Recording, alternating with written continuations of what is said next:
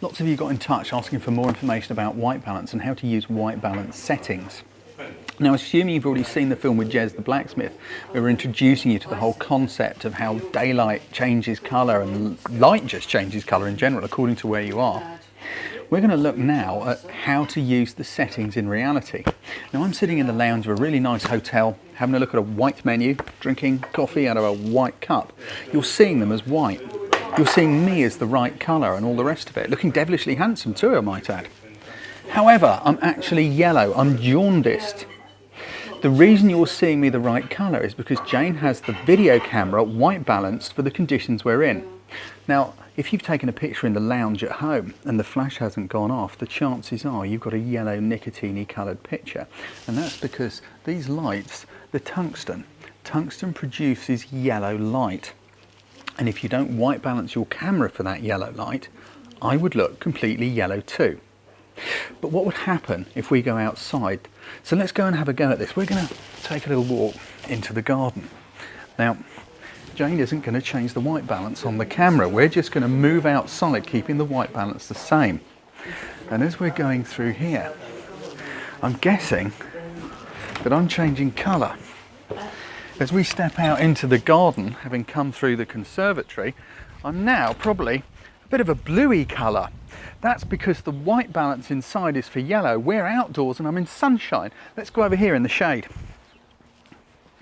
In the shade, it's going to be even worse. I'm going to be really, really, really blue, because shady colour, shaded light is blue in itself. It's already blue, just like in cloudy light. Clouds are a blue-grey colour and the light coming through gets filtered into a bluey colour. That's where you're seeing a blue man. Now, somewhere out here, I've got something which I thought would be a bit of a wheeze to photograph. We're in a garden, so let's shoot some flowers. But because I want to shoot them in different changing lighting, now by lighting I mean colour temperatured light, I'm not talking about directional light, we need something a bit more portable. So I've got a nice bunch of flowers. That's better, I'm the right colour again at last. Don't look quite so cold. Now, bunch of flowers, we know they're white flowers, so what I'm going to do is put them in the sunshine, okay? So I'm just going to set them up here. Now, actually I'm going to put them a bit higher up because I want to just try and keep something fairly neutral behind them. I'm not sure if that's going to... Lorna, would you mind sneaking out here a tick? Because I don't want the glass to fall over. If you just tuck in there, can you just hold that around the bottom? That's brilliant, just so it doesn't fall over. Thanks. Right. Okay, so camera, set your white balance, and I do it on this by pressing the WB. And I turn the dial until I get a picture of the sun. I've now set sunny white balance. Now, I'm in the shade, but the flowers are in the sun. You set the white balance for your subject, not for you, okay? So it's a sunny white balance despite the fact I'm in the shade. Quick picture. I'm only shooting the top of the flowers, so... Oh, lovely. Splendid. Thanks, Lorna. I'm just going to pop these into the shade. So we're going over here, some other steps. Now, if I sit them on this step, like that, there we go, hopefully they'll stay there and won't fall over. Now, if I don't change the white balance, if I leave it in sunny, and I take a picture of them there in the shade, even though there's just a bit of sunlight, there we go. They look very cold, very blue. That's because when you use the sunny setting in sunlight, your camera's adding a bit of blue to counteract the buttery yellowness of the sunshine. So when you go into shade and you've got sunny setting, it's too blue. So all you do again, press the white balance, turn the dial or whatever it has on your camera, set it on the shady setting. Same picture. This stuff isn't rocket science, it really is. Really simple. And it makes a big difference. Look at that. Your flowers are the right colour. And actually they're in nicer light, because when you've got flowers in direct sunlight, it's probably a bit strong.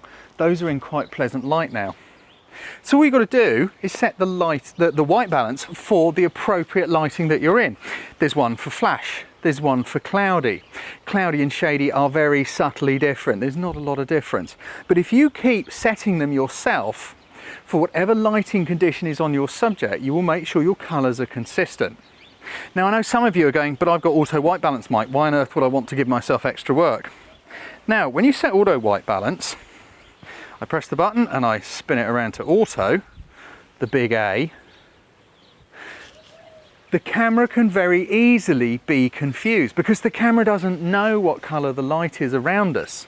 The camera only knows that its programmers have told it that the average picture contains this much red, this much blue, this much green. And so whenever you take a picture, your camera is trying to make your image conform to that algorithm. So if you've got something completely different in the background, it can all go wrong. Something that will give you even more problems than auto white balance is when you have mixed light sources. For example, in the room here, we've got a lot of tungsten going on. Outside, it's a bit later in the day and it's a sort of cloudy, not quite twilight, which is a very blue colour. That's why I've got yellow down this side of my face and a bit of blue going on that side.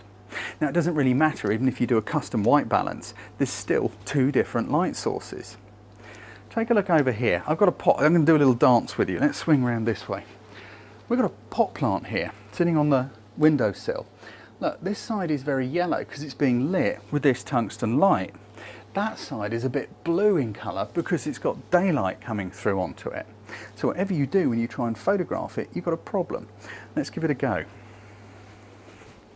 Now, first off, I'm going to take a picture of this, pre-prepared of course.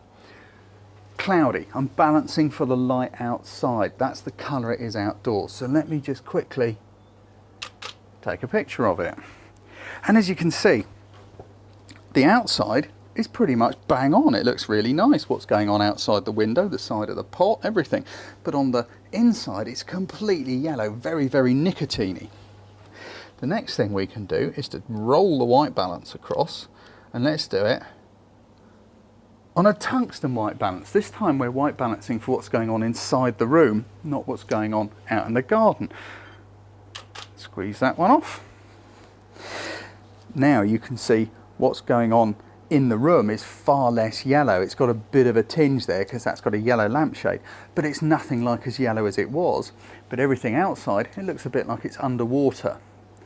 So of course the big question is, what do you do in these circumstances? Well, you can either stick it into the computer afterwards and try and match the two images up and blend them together to get the colours right. If you're into software and you're a bit of a computer whiz, that's probably a good way of doing it. I'm not. I don't really enjoy that kind of behaviour at all, as many of you probably know.